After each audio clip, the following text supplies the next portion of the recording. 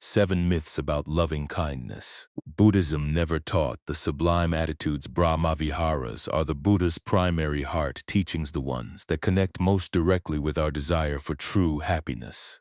They are the qualities of heart that motivated the Buddha to find awakening, and then to teach the path of awakening to others. At the same time, they function as part of the path itself. This means that the wisdom of the Buddha's teaching sits head aspectas, to be understood in terms of these heart qualities. At the same time, though, these heart qualities have to be understood in terms of the head teachings on how cause and effect in our actions can bring about genuine happiness. Only when head and heart are brought together in this way can the path yield its full results. The term Brahmavihara literally means dwelling place, vihara of Brahmas. Brahmas are beings who live in the higher heavens, dwelling in an attitude of unlimited goodwill, unlimited compassion, unlimited empathetic joy, and unlimited equanimity.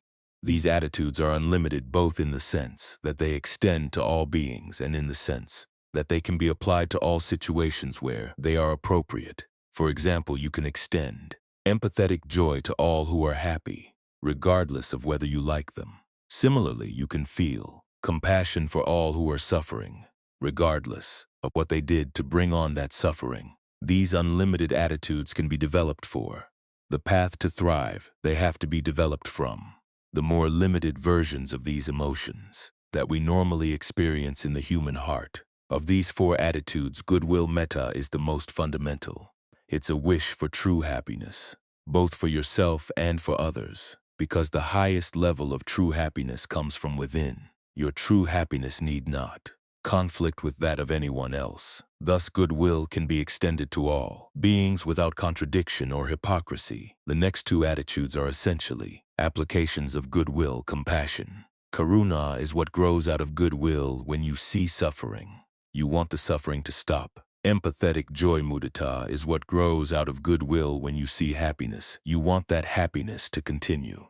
Equanimity. Upekkha is a different attitude in that it acts as an aid to and a check on the other 3. When you encounter suffering that you can't stop no matter how hard you try, you need equanimity to avoid creating additional suffering and to channel your energies to areas where you can be of help. You also need equanimity to strengthen your endurance when meeting with difficulties or needing to make sacrifices in the course of striving for greater happiness. In this way, equanimity isn't cold-hearted or indifferent. It simply makes your goodwill more focused and effective by opening your heart to the lessons of your head, which means, of course, that your head has to be giving the right lessons. This is where it's important to understand the Brahmaviharas within the context of Buddhist practice, in particular the Buddha's teachings on what happiness is and how it can best be attained. And yet this is an aspect of Brahmavihara practice that is often lacking in the West, creating many misunderstandings about what the various Brahmaviharas mean, how they are practiced, and the effect they are supposed to have. 7 misunderstandings when understood in context. The Brahmaviharas are effective tools on the path to awakening, but unfortunately, now that the Brahmaviharas have come to the West, they have often been taken out of context, giving rise to confusion about their nature and role. This may be because they deal with emotions that are common human property, so people feel that they intuitively understand them without needing to have their Buddhist context explained. Or it may be because the West has such a long tradition concerning the religious role of selfless love. Seeing that goodwill resembles selfless love, many people have assumed that the Buddha's teachings on this topic fit neatly in with what they have learned from Western religions. Whatever their cause, these assumptions have given rise to some misunderstandings around Brahmavihara practice that are serious enough to get in the way of awakening. Most prominent among this sort of misunderstanding are these. 1. Metta, the first Brahmavihara, means love or loving kindness. 2. The practice of the Brahmaviharas is a form of prayer. 3. Metta is best expressed by acts of uncritical tenderness. 4. The Brahmaviharas are part of the innate nature of the human heart. 5. Other people deserve our metta, either because of their own innate goodness or because we are all one. 6. The Brahmaviharas are purely heart qualities, needing no input from the analytical mind. 7. The Brahmaviharas are, in themselves, a complete path to awakening. Many of these misunderstandings arise from not viewing the Brahmaviharas in the context of the Buddha's teachings on karma and fabrication. Because they are so widely entrenched, it's worthwhile going into detail as to why they are actually detrimental on the path, and how a proper understanding of karma and fabrication can help avoid that detriment. Delineating clearly what the Brahmaviharas are not helps to clarify what they are. What follows is a discussion, one by one, of exactly how these misunderstandings deviate from the Buddha's original teachings on the Brahmaviharas, and how they can be corrected by examining what those teachings actually have to say about the issues that these misunderstandings raise. This discussion is supplemented by the reading passages given in the second part of the book. These passages drawn from the Pali Canon, the earliest extant record of the Buddha's teachings, have also been arranged in 7 sections, corresponding to the 7 sections in the discussion, so that you can easily find the material on which the discussion is based and explore it further. The purpose of this presentation is to clear away any obstacles that might block the use for which the Brahmaviharas were intended, as part of a path to the happiness of total release. Misunderstanding 1. Metta means love or loving kindness. The Pali word for love is not metta, it's pima. As the Buddha points out, pima is partial by nature. When you love people, you tend to love anyone who treats them well and to hate anyone who mistreats them. And there are cases where you love anyone who mistreats the people you hate. For this reason, love is not a good basis for an attitude that is universally skillful toward all. Because metta is essentially an impartial wish for happiness, it's best translated as goodwill. When goodwill is developed in line with right view, it understands that beings will be happy only from understanding and acting on the causes of genuine happiness, rather than from winning special favor with you. In this way, when you extend thoughts of metta to others, you're not offering to make them happy, as you might in a loving relationship. Instead, you're expressing the wish that they take responsibility for their happiness themselves. If there's anything you can do to help them in this direction, you're happy to provide help, but you realize that because they need to be willing to work for genuine happiness, you can only do so much in this way. Goodwill won't conflict with equanimity when you've reached the point beyond your ability to help.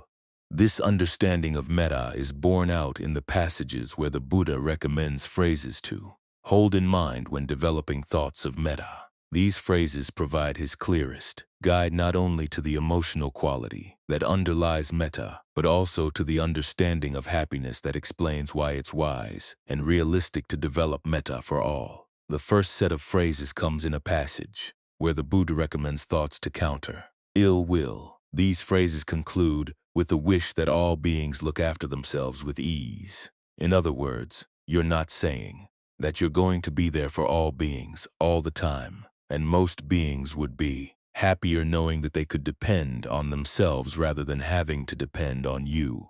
If you really wish others well, it's best to wish them the happiness of independence and self-reliance. Another set of metta phrases in the famous Karaniya Metta Sutta includes a wish that all beings avoid the causes that would lead them to unhappiness. Let no one deceive another, or despise anyone anywhere, or through anger or resistance, wish for another to suffer. In repeating these phrases, you remember that people will find true happiness only if they understand the causes for happiness and act on them. They also have to understand that true happiness is harmless. If it depends on something that harms others, it's not going to last. So again, when you express goodwill, you're not saying that you're going to be there for others all the time. Instead, you're hoping that all beings will wise up enough to be there for themselves. The same discourse goes on to say that when you're developing this attitude, you should protect it with all your vigilance and strength, as a mother would risk her life to protect her child, her only child. Even so should one cultivate a limitless heart with regard to all beings. This passage has to be read carefully, and in context it's sometimes understood as saying that we should be willing to sacrifice our lives to protect all others, in the same way that a mother would sacrifice her life for the sake of her child. Putting aside the fact that such a requirement is simply impossible to carry out, there is nowhere in the canon where the Buddha states this as a moral responsibility. You can't stop all those who want to mistreat their fellow beings. The best you can do to protect others is to adhere in all cases to the precepts against doing harm, so at the very least they will suffer no harm from you. There is the case where a disciple of the Noble Ones, abandoning the taking of life, abstains from taking life. In doing so, he gives freedom from danger, freedom from animosity, freedom from oppression to limitless numbers of beings. In giving freedom from danger, freedom from animosity, freedom from oppression to limitless numbers of beings, he gains a share in limitless freedom from danger, freedom from animosity, and freedom from oppression. Similarly with the precepts against stealing, illicit sex, lying, and taking intoxicants. There are passages, however, where the Buddha says that you should protect your goodwill with your life, even when others are intent on killing you in a savage way. Monks, even if bandits were to carve you up savagely into pieces with a two-handled saw, he among you who let his heart get angered even at that would not be doing my bidding. Even then you should train yourselves. Our minds will be unaffected and we will say no evil words. We will remain sympathetic with a mind of goodwill, and with no inner hate we will keep pervading these people with an awareness imbued with goodwill, and beginning with them, we will keep pervading the all-encompassing world with an awareness imbued with goodwill, abundant, expansive, limitless, free from hostility, free from ill will. That's how you should train yourselves. So in the Buddha's image of the mother, protecting the child represents your goodwill, something you need to protect devotedly, to make sure that your virtuous intentions don't waver, even in the most difficult situations. Harm can happen most easily when there's a lapse in your goodwill, so you do whatever you can to foster this attitude at all times. This is why, as the Buddha says toward the end of the Karaniya Metta Sutta, you should stay determined to practice this form of mindfulness, the mindfulness of keeping in mind your wish that all beings be happy, to make sure that it always informs the motivation for everything you do. Finally, there's a passage where the Buddha teaches the monks a chant for spreading goodwill to all snakes and other creeping things they encounter in the wilds. Strikingly, the chant concludes with the sentence, "May the beings depart." This wisely takes into consideration the truth that living together is often difficult, especially for beings of different species that can harm one another, and the happiest policy for all concerned is often to live harmlessly apart. These different ways of expressing metta show that metta does not equal loving kindness.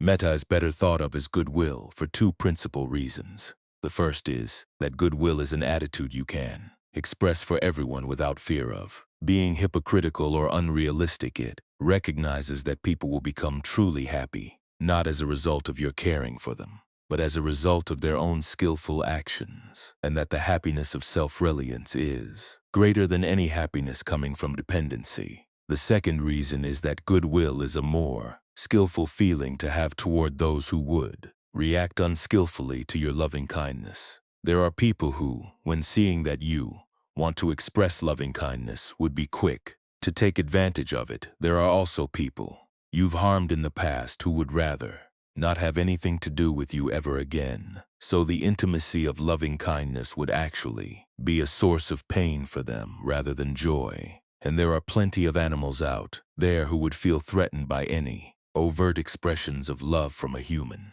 being. In these cases, a more distant sense of goodwill that you promise yourself never to harm those people or those beings, and that you wish them well would be better for everyone involved. This doesn't mean that loving kindness is never an appropriate expression of goodwill. You simply have to know when it's appropriate and when it's not.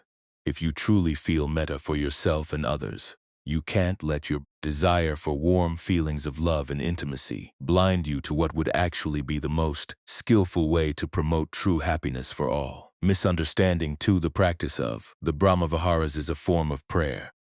As the Buddha points out, if people could find happiness simply through the power of prayer, no one in the world would be short-lived, ugly, unhappy, or poor. Happiness has to come from taking actions that function as the causes of happiness. To perform these actions, you need to set your resolve on them because they take effort and because the thoughts on which you resolve bend your mind in their direction.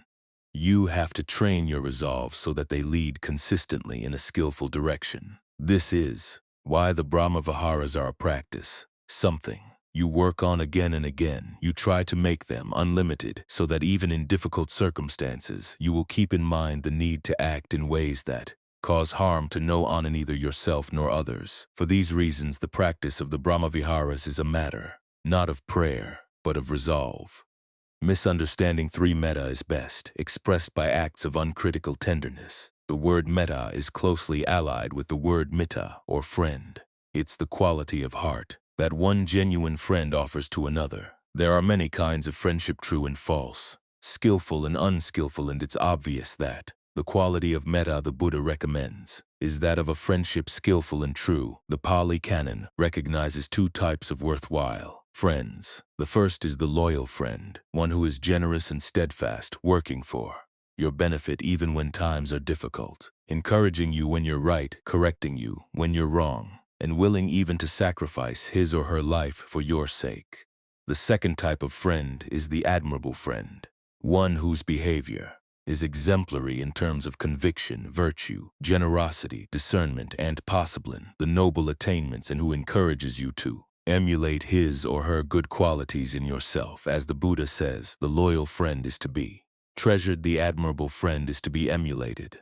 The loyal friend is obviously one who feels love pima for you, and so is partial toward you for this reason. This sort of friend, even though worth treasuring, is not the best model for developing universal goodwill, because partiality stands in the way of a mind state that's truly universal. Still, it's worth noting that even the loyal friend doesn't adopt an uncritical attitude toward your behavior and doesn't encourage you to engage in activities such as killing, stealing, illicit sex, lying, and taking intoxicants. It would go against the precepts of moral virtue, because this sort of friend desires your true well-being. He or she can be critical and stern to prevent any moral lapses on your part. The same is true of the admirable friend, who is the ideal model for the development of universal goodwill. This sort of friend is even more scrupulous in wanting you to avoid evil actions and to develop the best and highest qualities of the heart and mind. This is the sort of friend you try to be to the whole world. When you develop thoughts of unlimited goodwill, what this means in embodying the Brahma Viharas is that not all acts of tenderness are in line with genuine goodwill. Not all critical thoughts or words are harmful. The canon makes this point in many ways. To begin with, it states very clearly that a spiritual teacher should not engage in physical intimacy with a student. This is an area where a great deal of damage has been done in schools, churches, and spiritual communities over the centuries. However, the Vinayath section of the canon containing the rules by which the monks should live prohibits this form of behavior in no uncertain terms. A monk who has sexual intercourse with anyone at all is immediately expelled. If a monk even suggests that someone would benefit from having sex with an advanced spiritual practitioner, as himself has to undergo a severe penance. From the Buddha's point of view, acts of goodwill and compassion must fall within the bounds of the precepts if they are to be genuinely friendly, and he offers no room for the idea that goodwill or compassion can ever be used as excuses for breaking the precepts. In fact, it's only through adhering strictly to the precepts that you are forced to confront subtle, unskillful attitudes within yourself that you otherwise might not have noticed, or whose long-term harm you might not have seen. There may be short-term benefits that come from breaking the precepts, but they are outweighed by the long-term harm they cause. If you break a precept, you harm yourself in creating bad karma. You harm others in the impact of your actions on them and in setting them a bad example. And it's important to understand what the Buddha counts as harm. It may be necessary to sacrifice your comfort and sometimes your health and even your life for things you hold in higher esteem, but that doesn't count as doing yourself harm. True harm is when you abandon the principles of right speech, right action, and right livelihood on the path, because an understanding of right and wrong requires critical judgment The Buddha indicates that there is a place for critical thoughts and words in an attitude of genuine friendship, because genuine friendship includes wanting what is right for your friend. Hurting your friend's feelings when aiming at his or her welfare does not count as harm.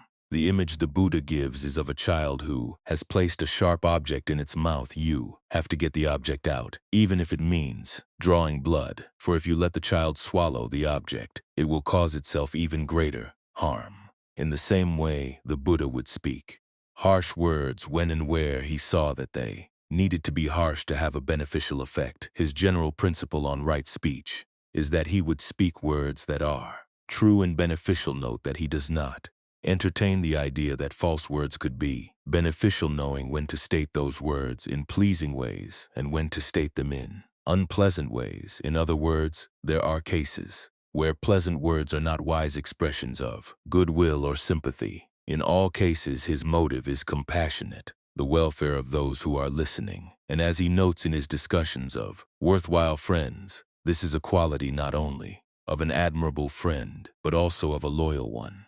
It's an expression both of love and of goodwill. All of this means that metta is best expressed in your own external behavior by words and deeds that set an upright example to others, and by encouraging others harshly or gently, as the case may require, to be upright in their behavior as well. Misunderstanding. 4. The Brahmaviharas are part of the innate nature of the human heart. The Buddha never attributed an innate nature of any kind to the heart, good or bad. In fact, in 4199 he identified the thoughts, I am good and I am bad, among the craving verbalizations that ensnare the mind.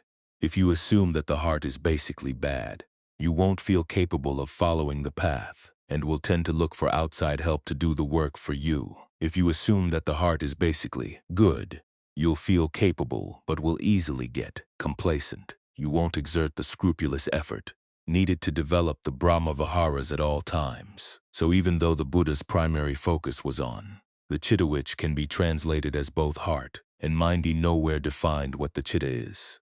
As he said in Zen 22:36, if you define yourself, you limit yourself. So instead he focused his assumptions on what the mind can do. To begin with, the mind can change quickly. Normally a master of the apt simile, even the Buddha had to admit that he could find no adequate analogy for how quickly the mind can change. We might say that it can change in the flash of an eye, but it's actually faster than that, and it's capable of all sorts of things, neither inherently good nor inherently bad. It can do a huge variety of good and bad actions. In the Buddha's words, the mind is more variegated than the animal kingdom.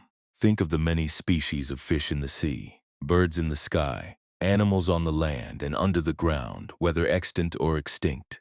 All of these species are products of mind, acts of mind that cause those beings to be born in those bodies, and the mind can take on a wider variety of forms than even that. This variety comes from the many different choices the mind makes under the influence of ignorance and defilement.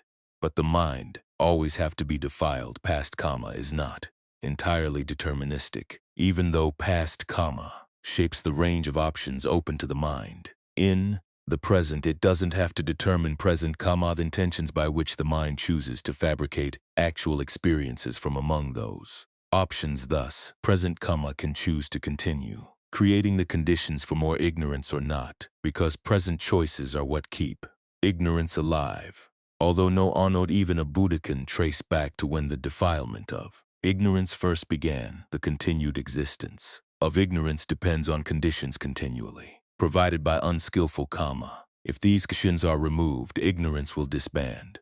This is why the Buddha said that the mind is luminous, stained with defilements that come and go. Taken out of context, this statement might be misconstrued as implying that the mind is inherently good, kind, or awakened. But in context, the Buddha is simply saying that the mind, once stained, is not permanently stained. When the conditions for the stains are gone, the mind becomes luminous again. But this luminosity is not an awakened nature.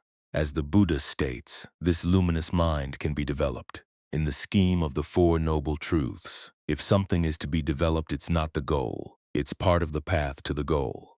After this luminosity has been developed in the advanced stages of concentration, it can be used to help pierce through ignorance, and thinas with all the factors of the pathet is put aside so as to allow the goal to be fully experienced. What this means is that the Brahma Viharas are not innate in the heart or mind, but then neither are their opposites. The heart is capable of either, and which attitudes you fabricate is a matter of choice. This is why the Buddha spent so much time explaining how and why the Brahma Viharas should be fabricated, and up to an unlimited level. If these attitudes were innate to the heart, there would be no need for a how or a why. The Brahma Viharas would simply be there, and he would have told you to let them unfold on their own. But because the heart can just as simply go in the other direction, the Buddha did the responsible thing in warning of the dangers of the untrained heart, and did such a thorough job of displaying the benefits of and explaining the means for getting it trained.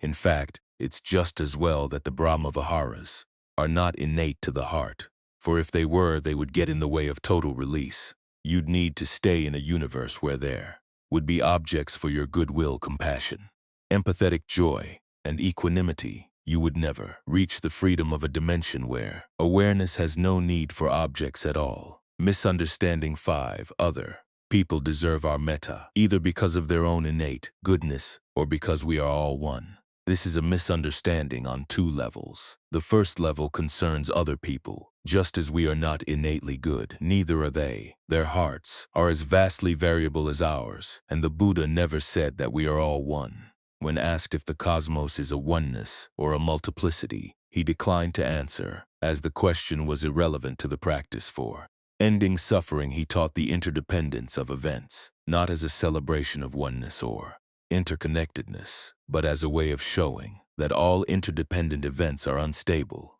and destined to pass away on their own. They don't provide a reliable happiness. The appropriate way to respond to this insight is to use interdependent events skillfully, with knowledge, to reach a dimension totally free from dependency of any kind. As for the oneness that can be experienced in meditation, the Buddha saw that it was a fabricated state, and so wasn't the ultimate attainment. As with all states of concentration, he saw the danger in giving a metaphysical meaning to the experience, a ground of being or ultimate reality, and instead advised the meditator to see how the state was fabricated so as to develop dispassion for it and to achieve freedom from its limitations. So the Buddha never stated that all beings are good or that we are all one. These ideas have nothing to do with his motivation for teaching. The Brahma Viharas are ours for developing them. This leads to the second level of misunderstanding here. The fact is, we don't develop the Brahma Viharas toward others because they deserve it. If we did, the unskillful parts of the mind could easily find proof that beings don't deserve our goodwill or compassion at all. The truth is, though, that we develop the Brahma Viharas because we need these attitudes for the sake of our own happiness and protection. This realization grows from a quality the Buddha called heedfulness appamada, and that he identified as the source of all good and skillful qualities in the mind. In other words, we act skillfully toward others not because we're innately kind or because they deserve it. We do so because we realize that if we don't, it will lead to our long-term suffering. The principle of karma shows that if we want to live peacefully and harmoniously in this life, we need to develop the Brahma Viharas toward all. If we want to train our hearts to the point where we can depend on them not to create bad karma in the present or on into the future, we need these attitudes to be universal in our hearts. Heedfulness even helps to protect us from our past karma, because our present experience is shaped both by past and by present karma. The attitudes we bring to the potentials we encounter from our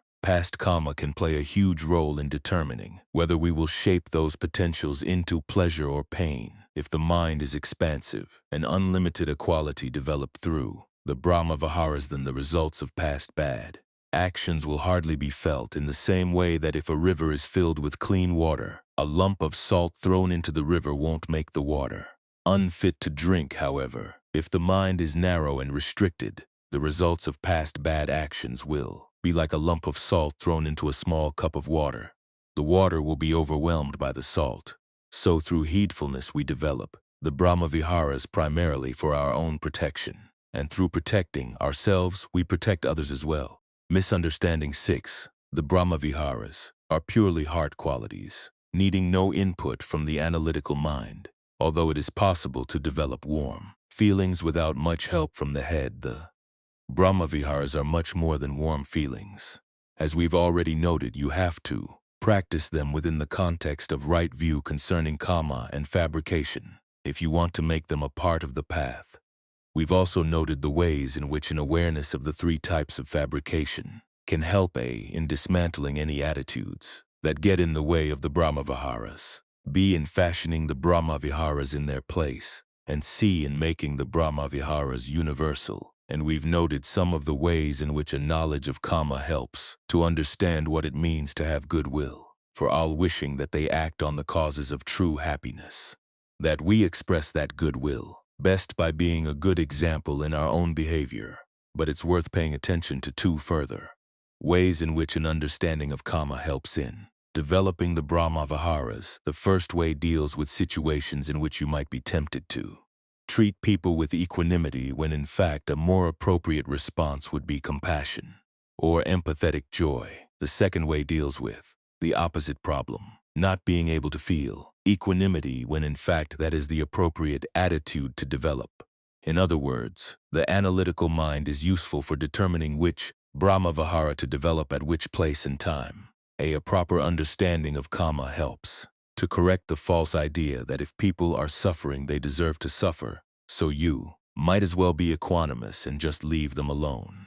When you catch yourself thinking in those terms, try to keep four principles in mind. First, remember that when you look at people, you can't see all the karmic seeds from their past actions. They may be experiencing the results of past bad actions, but you don't know when those seeds will stop sprouting also. You have no idea what other seeds, what wonderful, latent potentials will sprout in their place.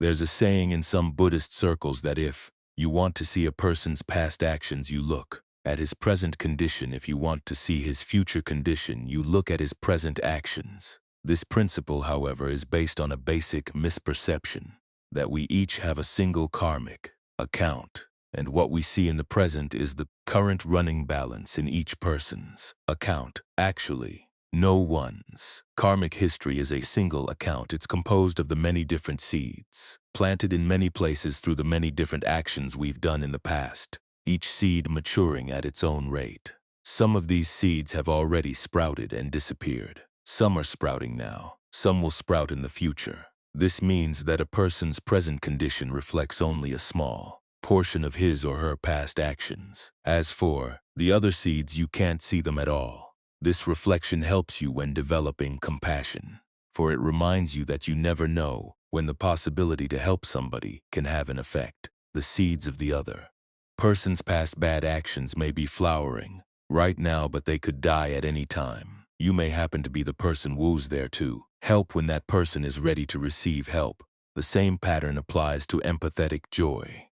Suppose that your neighbor is wealthier than you are. You may resist feeling empathetic joy for him because you think he's already well off while I'm still struggling. Why should I wish him to be even happier than he is? If you find yourself thinking in those terms, remind yourself that you don't know what your karmic seeds are. You don't know what his karmic seeds are. Maybe his good karmic seeds are about to die. Do you want them to die any faster? Does his happiness diminish yours? What kind of attitude is that? The second principle to keep in mind is that in the Buddha's teaching, there's no question of a person's deserving happiness or deserving pain. The principle of karma is an impersonal one, that there are actions leading to pleasure and actions leading to pain. In this way, it's not a respecter of persons, it's purely an issue of actions and results. Good people may have some bad actions squirreled away in their past. People who seem horrible now may have some wonderful actions in theirs. You never know. The Buddha didn't create the principle of karma or say that it's good or just. He simply pointed out the way actions produce results. So there's no question of a person's deserving or not deserving pleasure or pain. There's simply the principle that actions have results, and that your present experience of pleasure or pain is the combined result of past and present actions. You may have some very unskillful actions in your past, but if you learn to think and act skillfully when those actions bear fruit, In the present, you don't have to suffer. A third principle applies to the question of whether the person who's suffering deserves your compassion.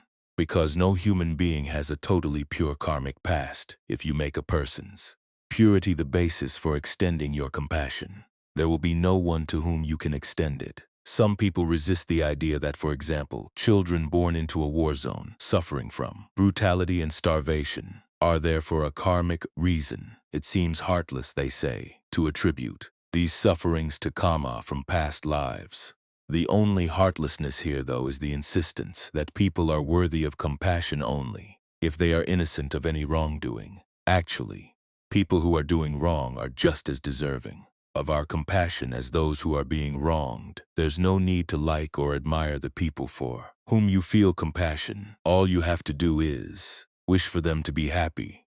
Then you do what you can to alleviate the suffering that comes from past mistakes and to stop the mistaken behavior that causes suffering now and into the future. The more you can develop this attitude toward people you know have misbehaved or are misbehaving, the more you'll be able to trust your intentions in any situation.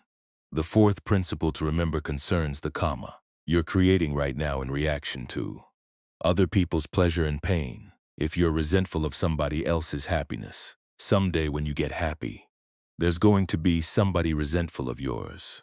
So ask yourself, would you want that? Or if you're hard-hearted towards somebody who's suffering right now, someday you may face the same sort of suffering. Would you want people to be hard-hearted toward you? Always remember that your reactions are a form of karma. So be mindful to create the kind of karma that gives the results you'd like to see. The principle of karma is also important too. Understand when you want to feel goodwill and compassion at times when equanimity would actually be more appropriate. No matter how unlimited the scope of your good wishes, their effect is going to run into limits. In the first place, there are limits to your own time and energy. In the second, there are bound to be people whose past actions are unskillful and who cannot or will not change their ways in the present. And there are times when your own past karma gets in the way of your present desires for happiness. This is why you need equanimity as your reality check. When you encounter areas where you can't be of help, you learn not to get upset. When you encounter areas where you can't change your circumstances, or you meet up with obstacles in your path to awakening, you learn not to resent the fact. Think about the universality of the principle of karma. It applies to you and to everyone else, regardless of whether you like them or not. Accepting this fact puts you in a position where you can see more clearly what can be changed, where you can be of help. In other words, equanimity isn't a blanket acceptance of things as they are. It's a tool for helping you to develop discernment as to which kinds of suffering you have to accept and which ones you don't. For example, someone in your family may be suffering from Alzheimer's. If you get upset about the fact of the disease, you're limiting your ability to be genuinely helpful. To be more effective, you have to use equanimity as a means of letting go of what you want to change and focusing more on what can be changed in the present. Understanding this point can help you see equanimity as a positive thing, and you find it easier to develop it when you need to. These are some of the ways in which the heart of the Brahmaviharas benefits from the insights offered by the head of right view. Misunderstanding 7. The Brahmaviharas are, in themselves, a complete path to awakening. The Brahmaviharas provide a peaceful abiding in the here and now, and as the Buddha points out, after death can lead to rebirth in the Brahma worlds in terms of the path to awakening. However, they function directly, as we have noted, in only 2 of the 8 factors of the path: right resolve and right concentration. To lead all the way to awakening, they need the assistance of all the factors of the path acting together. To begin with, KHP 9 shows that the development of goodwill needs to be based on developing virtue in word, deed, and livelihood so as not to be hypocritical. This point applies to the other Brahmaviharas as well. Other discourses show why the concentration developed through the Brahmaviharas needs to be supplemented by discernment to lead all the way to awakening. And 4125, for example, states that each of the Brahmaviharas, when practiced on its own, leads to rebirth in a particular Brahma world, with goodwill leading to the lowest of the 4th Abhasara, or radiant. Brahma-sand equanimity leading to the highest, the Vihaphala or skyfruit Brahmas. DN1 indicates that although these levels are not destroyed with the destruction of the rest of the universe at the end of each cosmic cycle, the beings who live there can still fall from those levels and experience rebirth on a lower plane elsewhere when a new universe evolves. In fact, and 4125 states explicitly that a person who practices the Brahma Viharas without having become a noble disciple, in other words, without having reached the first level of awakening can, after having lived out the lifespan of a Brahma in any of these 4 Brahma worlds, be reborn in any of the lowest realms of the universe, in hell, as an animal, or as a hungry ghost. Thus the attainment of a Brahma world is not equivalent to Nibbana, which constitutes total release from the universe as a whole. 2 other discourses show clearly that the difference between Nibbana and union with Brahma is anything but an idle issue, for it touches on the long-term consequences of choices made at the moment of death. Both discourses state clearly that if a dying person has his mind set on any of the Brahma worlds, he should be told the drawbacks of those worlds so that he can set his mind on the higher goal of release. The first discourse makes this point in a fairly poignant manner. The Brahman Dhananjanin, a former student of then Sariputta, is dying and asks for Sariputta to visit him. Dhananjanin has been negligent as a meditator, and Sariputta on arrival reflects, these Brahmins are set on the Brahma world. What if I were to teach Dhananjanin the Brahman the path to union with the Brahmas? So he teaches him the way to union with the Brahmas, and Dhananjanin on dying is actually reborn in a Brahma world. However, when Sariputta returns to the Buddha, the latter chides him for directing Dhananjanin to an inferior goal at the moment of death when he could have directed him to a higher one. The second discourse explains why the Brahma worlds are an inferior attainment. In this discourse, the Buddha's cousin, Mahanama, asks the Buddha for instructions on how to advise a wise person who is about to die. The Buddha replies that if the dying person is plagued by worries about his family, he should be reminded that his worries at this point cannot help his family, so he should let those worries go. If he is fixated on human sensual pleasures, he should be told that human sensual pleasures are no match for the pleasures of the sensual heavens, so he should focus his mind on those heavens instead. If he's fixated on the pleasures of the sensual heavens, he should be told that even those are inferior to the pleasures of the Brahma world, and he should instead focus his thoughts there. If the dying person is fixated on the Brahma world, he should be told that even the Brahma world is inconstant, impermanent, and included in self-identification. In other words, the Brahma worlds are unstable, and the beings reborn there still have a sense of identification with the 5 clinging aggregates: form, feeling, perception, fabrications, and consciousness. Because this identification is a fetter dropped even at the first stage of awakening, the Brahma worlds are inferior to that level of attainment. For this reason, the dying person should be told to focus on the cessation of identification if he can do that as he dies. Then, even though he may be a layperson, his release is in no way inferior to the release of a monk whose mind is released. The limitations of the Brahma worlds are directly connected to the limitations of the Brahma Viharas. Not as a path, this connection is especially clear when we read the Buddha's remarks to Mahanama in conjunction with 4.178. This discourse points out that it's possible to develop a state of concentration based on the Brahma Viharas and yet still feel no interest in bringing an end to self-identification. This shows that the Brahma Viharas on their own are not enough to arouse that interest. Something more is needed, such as the reflection on the inconstancy, stress, and not-selfness of that state of concentration to arouse the interest needed to bring self-identification to an end. Another discourse makes a similar point, that it's possible to develop a strong state of equanimity in the higher levels of concentration, and yet still cling to that equanimity. Only when there is the added determination not to fashion a sense of identification around the equanimity can that clinging be abandoned. So it's obvious that the unlimited attitudes of the Brahma Viharas do have at least one limit. On their own, they cannot lead to awakening. As a practice, they can't by themselves bring about dispassion for self-identification, and so they can lead only to an inferior goal in which self-identification is present as well. But when the levels of concentration based on the Brahma-viharas are analyzed in terms of the fabrications of which they are composed, the mind can develop dispassion around them. In this way, even though the Brahma-viharas are not the whole path to awakening, they can play an important part. To summarize, the correctives for the 7 misunderstandings are these. 1. Metta means goodwill. 2. The practice of the Brahma-viharas is an act of resolve to act skillfully for the sake of genuine happiness. 3. Metta is best expressed externally through your own virtue and by encouraging others to be virtuous as well.